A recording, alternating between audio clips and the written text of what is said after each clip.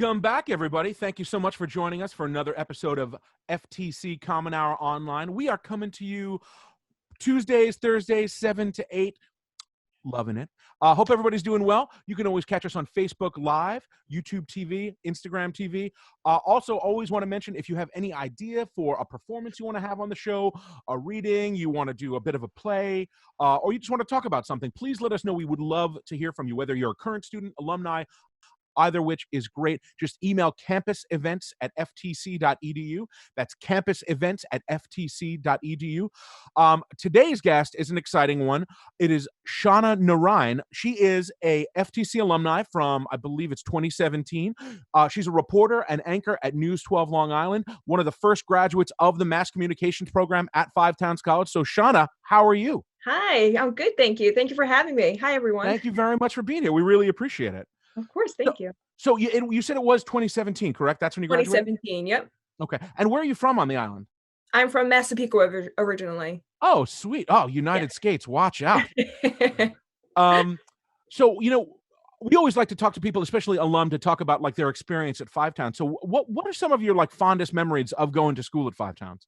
Oh, it was awesome. I just remember the mass communications kind of group. I know it was like kind of a small one. We were all so close-knit, and we still are. And I remember just starting, this was when the radio station was in like a really small room. I remember just having memories from that. And then when Tom came on board, just seeing it grow, and what it is today is absolutely amazing. And I loved how I was there from like the beginning of that, and like just to see it grow, and it was awesome. I loved it. That's awesome. So when did you get bit by the bug? I mean, did you know, like when you were really young, like I don't know, we're watching Katie Couric and we're like, this is what I want to do. When did you get bit by the bug and realize like this is where you wanted to be? I was pretty young. I think all throughout like middle school and high school, I was always into like what's going on in the world. Like I want to know what's happening now, and what's happening every day. Mhm. And I always knew broadcast in the back of my mind was what I wanted to do. But so many people said, don't do it. It's so hard. You're never going to get a job. You have to move away. Yeah. And I was like, okay, I guess I won't. And then I went to community college for 2 years because everyone was telling me not to do it. So I was like, I guess I won't do it. And then when I graduated from there, I was like, I really want to do it. And then I just kind of followed my heart, and I was just so into storytelling and writing and like creating something that's my own. So that's kind of, I guess, like middle schoolish is when I got bit by the bug. That's awesome, because I know some people that work in news and stuff, and for them it's more the vanity of being the talking head, and they're really not into the journalistic aspect of it. And that's really important because I mean it's such an interesting and unique and important profession, as you know, and now more than ever, you Oh, know. yeah. So that's great. So you interned when you were at Five Towns, and you got an internship at News 12. So can you let us know how you got that and how that experience was as an intern? Sure, definitely. So I knew going into Five Towns, I wanted an internship with News 12 just because I knew how, great that would look on my Yeah. resume. And I eventually want to work there one day. So I I think I interned there the fall of 2017. Yeah, because I Okay. graduated in the spring. So it was the fall of 2017. And I just applied it, and I remember the career services, they were like amazing, like getting me phone calls and everything. And when I finally got it, I was like, okay, this is it. Like, this is what I've been waiting for. And it was absolutely incredible. It was so hands on there at News 12. I made sure I got like to follow reporters and anchors and traffic producers and the writers. And I just took all of that, and I like just soaked it all in. And it definitely did help me when I went to go apply there for a job. Obviously, I couldn't get one right after graduation because I did need some experience, but Sure. they remembered me when I went to go apply just a couple months ago, and they were like, "Oh yeah, that's great. You intern here," and Yeah. people remembered me, the anchors, so that was awesome. What were you doing? What was some of the day to day when you were actually interning? Interning, so I interned, it was 2 days a week. Mhm. One day a week, I was out in the field with a reporter and I got to follow them. I got to do stand-ups. I got to write with them. I got to like write my own package and they kind of looked over it for me. Sure. And then the following like day or whatever, I got to work at the assignment desk, make phone calls, pitch stories. And I kind of asked them myself if I could follow like the anchors and like the traffic and the writers. Yeah. And they liked that because they're like, oh, interns never really asked that, but they liked how I said that. So that was, I guess, good on my part, and I got to see how the writers write and, like, they're just day to day. Did you get any on-air time as an intern or no? No, but they did let me do, like, a mock newscast, like, I got to read, like, a whole A Cool. block, so that was awesome, and I got to keep that for my reel, I got to keep my stand-ups for my reel, my packages, which was great. I mean, the fact that they were as an intern letting you pitch stories is really kind of telling, and that's pretty awesome, actually. Definitely, yeah, and the Yeah. fact that they liked how I was from Long Island, so Yeah. and, you obviously know a lot of people on Long Island, so I would Sure. still to this day, people contact me, and I'm letting them know, and it's always great to just pitch stories. Totally. So once you graduated, I know you spent some time in Maine working in Maine, and that was kind of right after school. So how did from graduation to that first job in Maine work, and why Maine, all that? Right. So right after graduation, actually before graduation, I started putting out my reel and then I kind of got in my head and I was like, no, I don't like my reel. So I redid the whole thing on my iPhone Oh, because man. I wasn't at school anymore, so I didn't have like the equipment. Sure. So I bought my own microphone. I shot it on like my iPhone 5. I just took stories from the newspaper and kind of just like went out and did stand-ups and created my own and then just sent it out literally all over. And the first call I got was from Indiana, and Mhm. that kind of freaked me out. I was like, "Oh, that's way too far." I was like, "No way." I've been And through then Indiana, rightfully so, rightfully yeah. so. I'm just And kidding. then I got called from, like, Montana. I was like, "Okay, no." Then it started getting closer, like West Virginia, Wow. South Carolina, and then Maine called me, and then I spoke that was the first director I actually, like, spoke to on the phone, Okay. and I just felt so comfortable with him. It was like I knew him for years, and he hired me on the spot, and I was like, "Oh, wow." He gave me a weekend to think about it, but I just knew that's where I had to go, and it was close to home. That was a perk. Well, 8 hours, but, Yeah. um, I just the way he was speaking to me and what I would gain out of it, I was like, "Okay, this is definitely, the station I need to be at." It was a small market. I think it was 155, but Okay. I knew I had to go there. For those of us that don't know, what does 155 mean? I mean, I know what it means, but can you explain what it means? Yes, so it's like markets 1 through 50, that's great to be in. That's for, like seasoned reporters and anchors, but, Okay. 50 and up is a little higher. They call it smaller markets. That's usually where people right out of college have to start. So Mhm. I was at market 155. But like I said, I wouldn't change it. That's where I learned everything, got worked all my kinks out, and it was great. Yeah, I mean, so, that had to be a pretty wild experience. I mean, yes, you are still on the East Coast, but that's a very different place. I mean, that had to be a what were you doing? Were you hired as an anchor for that? I was hired as an MMJ, and then he told me once I get some MMJ under my belt, then I could start anchoring. That was kinda like the deal with, like, every reporter who wanted to be an anchor that you had to, like, MMJ first. Actually, I have absolutely no idea what an MMJ is. Oh, okay. So it's a multimedia journalist, a one-man band. Got it. So we shoot, edit, and write all of our own stories. Interesting. Well, so let me ask you a question. You said something really interesting before, and I was just kind of thinking about it. When you redid your reel, you went and bought a microphone to did it on your phone. How important do you think it is to know the equipment? I mean, how beneficial is that to you as an anchor to understand a little bit of the technical aspect of things? Oh my god, it's so important. I kind of wish I did more of that in school, like really focused on how to work the camera and editing, because when I got to Maine, it's almost like it just fell out of my brain. Like I had Yeah. no idea. I was like, oh my goodness. Like, so I definitely encourage everyone to just like use the camera, really get to know editing because that helps tremendously. I mean, even when you go to your second market, just to the news director know that you have all of that under your belt Mhm. is phenomenal. So how long did it take for you to kind of find your footing when you were in Maine? And like, and actually like, we're doing a show now. It's an internet thing, which is obviously very different, but getting in front of a camera or getting in front of a microphone, that's a different kind of thing. And you really need to understand rhythm and pacing. And so how long did it take for you to kind of get comfortable with that at that first job? I would say about a month or two, just because they really just threw you in the water right away and you Yeah, kind of had to get comfortable. I mean, I remember my first live shot, I looked like a deer in headlights, I had no idea, but my news director, he was great. He always constantly gave feedback, but I definitely would say like a month or two, just because you're doing it so much and you're like, okay, you get faster and quicker and you just get mhm, more comfortable. But I definitely think while you're at school, practice as much as you can in front of the camera, even like mock live shots and practice like a technical difficulty because that happens all the time. So you want to like sure. think on your feet. So yeah, I would say like a month or two, I got comfortable. How well do you think Five Towns prepared you? I mean, as much as they could. Obviously, it's impossible to prepare you for every Of single course. scenario, but, like, how well prepared do you feel actually just from the schooling to jump in and do what you started doing up in Maine?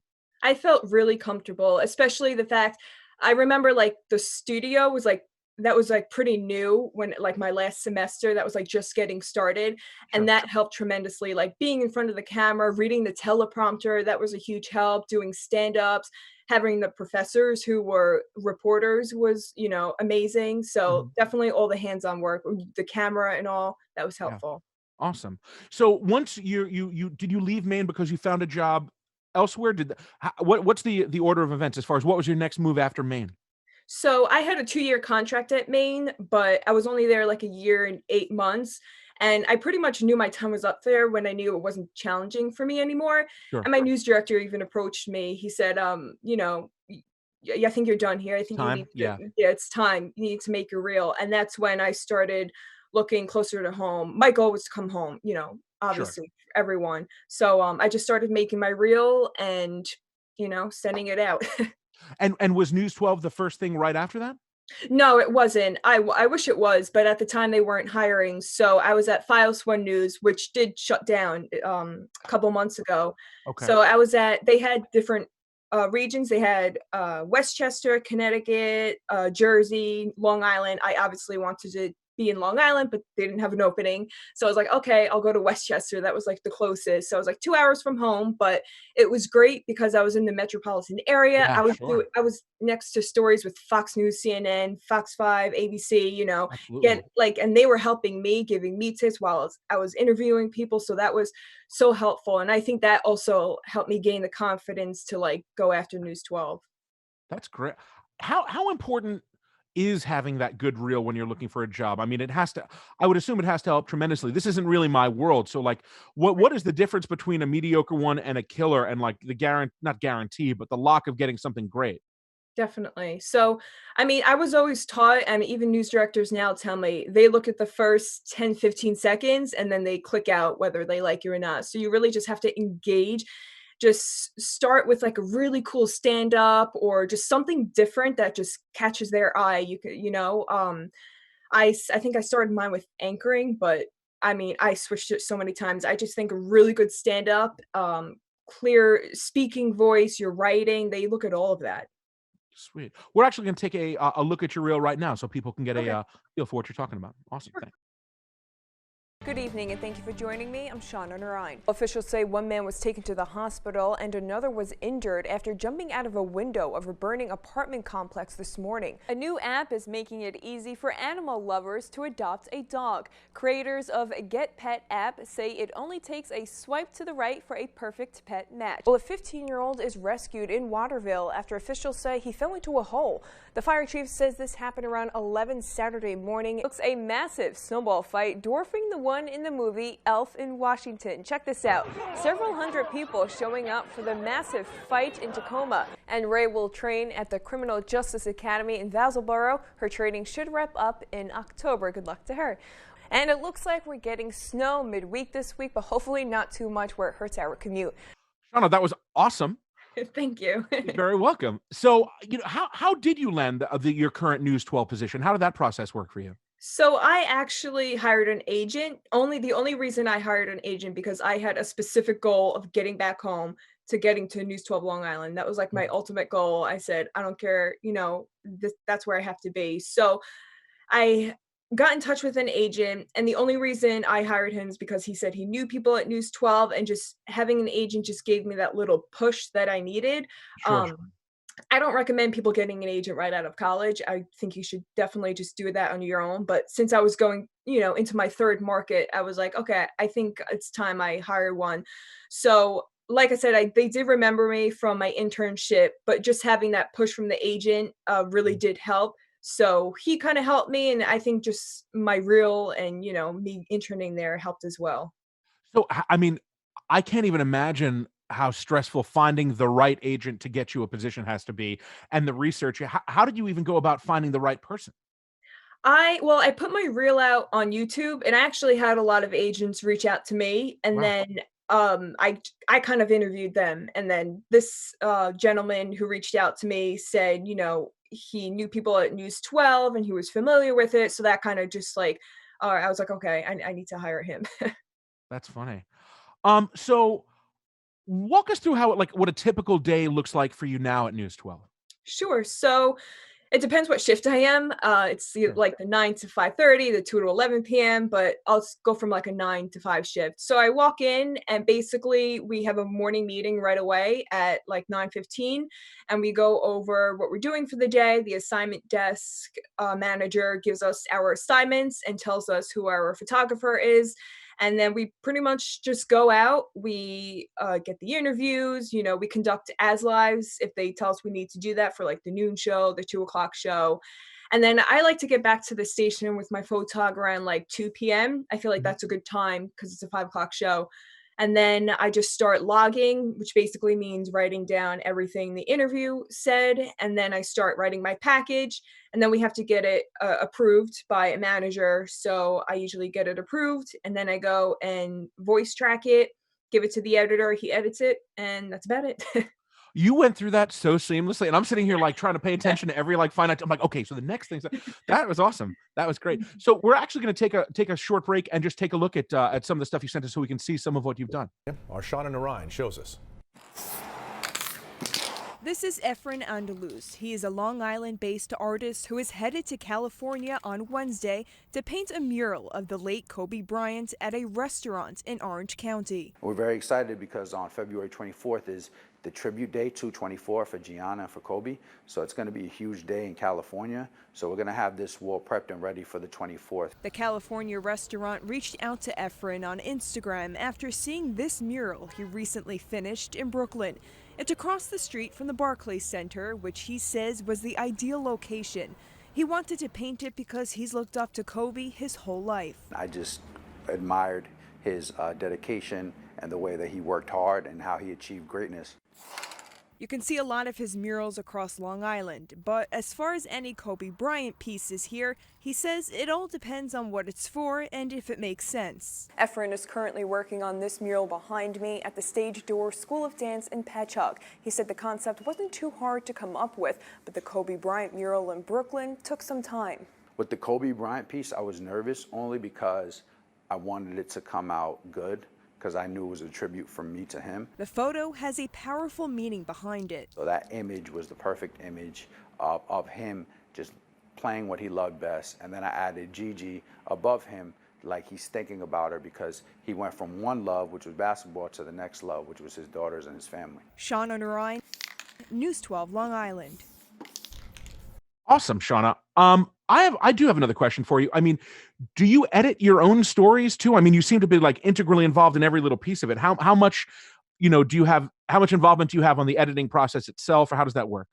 So with News 12, I don't MMJ, multimedia journalist, I don't film myself anymore. I have a photographer. So they edit my package for me, but I am very involved. I mean, I kind of say where I want where to go what. I mean, they're amazing photographers and they know how to shoot really well. So I trust them. But if I don't like something, I'll tell them to move it. Or if I have an idea, I'll tell them to put it there. Or even when we're out in the field, I say, can you shoot that? Or can you do this? So I do have a lot of say in the editing. It is different not editing though, because I've done it for so long. That took a little while getting used to, just kind of letting someone else take control. But I had to, kind of realize that this was still my story and I just had to guide them of what I wanted to be in there. Sure. So, I mean, obviously you're still working now during the pandemic, and I'm assuming that's probably all or most of what you are covering now. Is that right?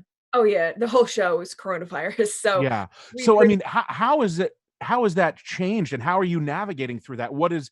I mean, I know that's a loaded question because there's a lot, but kind of let us know a little bit about how your life is different now with that's what you're dealing with primarily.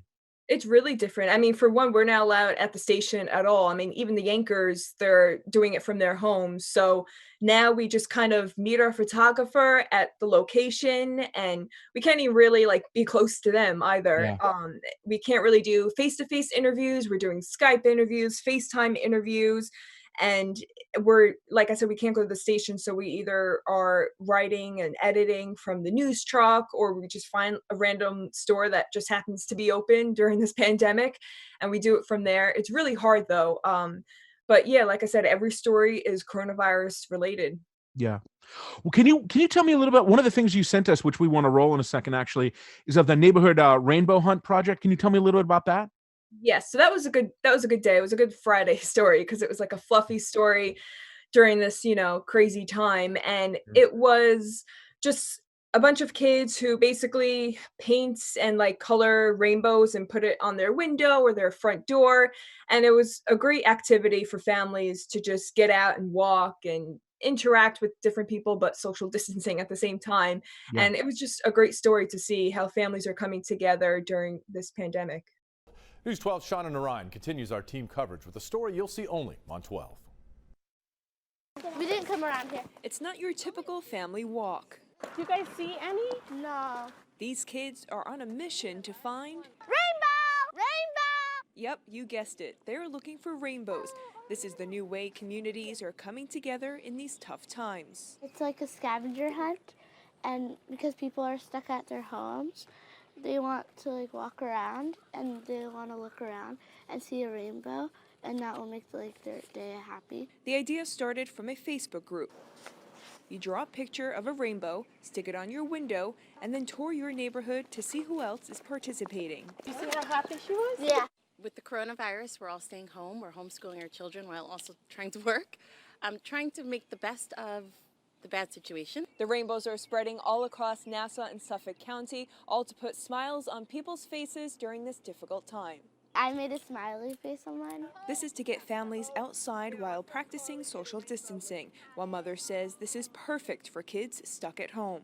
We've been calling it phys ed when they go out and hunt. Nikki, wait up! And then we've been calling it art, and some of them just create the best artwork too. Rainbow! Both mothers agree when kids see their parents happy, it makes them happy. Hopefully, we can provide everybody a little pot of gold at the end of their rainbows. Shonna Narine, News 12 Long Island. So, Shonna, what are your favorite and least favorite aspects of what you do? I'm sure there are a ton of benefits, but what are the pros and cons of your job at the moment? Definitely. So I would say thinking of stories can sometimes be difficult, pitching stories. But like I said, once you start to go on stories, you network with people, you get to know people, and then that's slowly gets easier, as time goes on. Something else that could be difficult but makes the story great is MOS. You could be a great day getting it or a really bad day. And I know I'm going to ask you what MOS is because I yeah, have no idea. MOS is man on the street interviews. Gotcha. Basically just going up to a random person, asking them their thought on something. Do you teach an acronym class I could possibly learn? Yeah, definitely. Awesome. There's a lot of them to use. Yeah, I'm realizing that now. I'm like, oh my God, I'm like alphabet soup swimming right now. Yeah. Yeah. But yeah, so there's definitely pros and cons, but there's lots of pros, I think. Yeah. What is some advice you would give to someone? I guess this is a two-sided question. Like advice you would give to a 5-town student who's about to graduate and who's interested in mass comm and is maybe passionate and interned. What is some advice you would give them? Just let's maybe say in general first, and then in how to navigate through that with the current pandemic issue. Definitely. So first, I would say follow and listen to your favorite reporter or anchor. Listen to how they speak, how they write, how they conduct themselves. Constantly practice your writing because writing sets you apart from everyone. And just keep, doing mock live shots and get comfortable in front of the camera, like I said earlier, and live shots, and ask a ton of questions. Don't ever think, you're you're annoying someone, I always ask a ton of questions, and I think that really helped me. Yeah. What do you, and it's gonna be a little bit harder for you to speak to this because you have a job at this time, but, a lot of these kids now who are just about to graduate literally in the next couple of weeks are gonna be looking for jobs during this time when, like, this is our interaction. What's some advice for someone who's on in front of a camera all the time as far as, like, at least interviewing this way? Any advice for them on that? Because that's gonna be a little tricky to people that aren't used to it. Yeah, definitely. I would say, still go out and apply because you never know what station is looking for more reporters during this time because they need extra coverage. But you're most likely going to do some sort of Skype or Zoom interview, but take it as if you're doing it as a real in-person interview, dress the part, be prepared, have your questions ready, and just pretend you're actually person to person. I know it's really hard, and I can't imagine doing that, but you Yeah. know, it's possible. No, I agree. It's just a weird thing because, like, 2 months ago, that wasn't even part of the narrative of the conversation, and Yeah, now it's such a part of it, right, it's crazy. Yeah. So I'm assuming this is you're a lifer. I mean, this is what you're gonna do. I mean, do you see yourself like, this is the field and this is where you wanna be? Like, what are your goals for the next 5 to 10 years? Yeah, definitely. I would definitely want to full-time anchor eventually, but I definitely want to stay at News 12 Long Island. I mean, there's nothing like reporting your hometown station. It's a really cool feeling, but I definitely see myself doing this for a long time. Also, you mentioned something before. I'm a music person, so I love asking people what their influences are. But you mentioned like journalistic influence, and make sure you model yourself after somebody that you really respect. Who are some of yours? I would say a lot of people at News 12, honestly, just because that's who I grew up watching. That's So so cool. yeah, a lot of the reporters and anchors there, and, I know a lot of people who, a lot of the younger reporters who work there say the exact same thing. I mean, there's people on, ABC, Fox, CBS who I watch too and I look up to, but definitely I would say more of the people definitely on News 12. And do you see yourself, I mean, are you even interested, let's say 5, 8, 10 years from now, at trying the New York City market? Or are you just kind of like really comfy where you are now? Are you pretty open or? Yeah, I mean, I definitely am open. The only thing I'm thinking of is like the travel from Sure. Long Island to the city. But if the opportunity comes, then I think I would definitely take it. I would probably want to do more of like a morning show rather than like, evening show, but Yeah. you never know. Um, Only a couple more, but, what's one thing you wish you focused on a little more when you were going to school? Now you've been out for a while, you've been working, you've been doing all this really great stuff. If you're looking back on it, what do you think there's something you wish you would have spent a little more time focusing on? I would say my writing and my editing skills, because like I said, I kind of knew, we knew the basics of everything, but I just wish I took the time, when I went home to edit a package on my own or just watch a news story or something from the newspaper and make a package into it and just really focus on the writing because that's honestly what they look for and what sets you apart from everyone else. Cool. Anything you would like to promote? Do you have any upcoming projects and any social media stuff you'd like to share with everybody? Nothing at the moment, but I mean, people can always follow me on my Instagram and Facebook page. I always post my stories and whatever special project I have coming up. Great. Well, Shonna, thank you so much. We really appreciate it. You've been a great guest. Feel free anytime you want to come back, have a chit chat, come stop by 5 times once we're back on the ground. We would absolutely love to have you. Of course, Ryan. Thank you so much for having me. I appreciate it. All right. Take care. Stay safe. Okay. You too. All right. Thanks. All right, everybody. That was Shonna Narine from News 12, a Five Towns alum. Awesome interviewee. That was a great, great, great chit chat. Tomorrow at 10 a.m., everybody, make sure you tune in for a special message from some people at Five Towns College. We have a pretty interesting thing we're going to launch tomorrow at 10 a.m. And next week, I think we're actually taking Tuesday off. Watch out. Somebody's going surfing. No, I'm not. But tune in Thursday, May 14th at 7 p.m. for Professor John Machado, the humble John Machado talks about audio stuff with us, and he's probably going to critique some student mixes. We're gonna get into the thick of it with Machado a little bit. But anyway, also guys, take a look at our podcast, Beneath the Bright Lights. You can check that out anywhere you can get a podcast, Spotify, the podcast app, stuff like that. Please make sure you go to ftc.edu for any of your Five Towns needs. And in general, I'm going to start the show this way and end the show this way.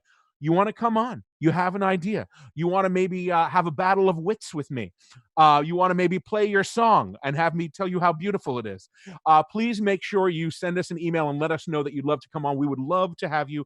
Just email campusevents@ftc.edu. I am Ryan Scamenti. Everybody, thank you so much for tuning in. Stay safe, have a great weekend, and we'll see you next week. Thanks, guys.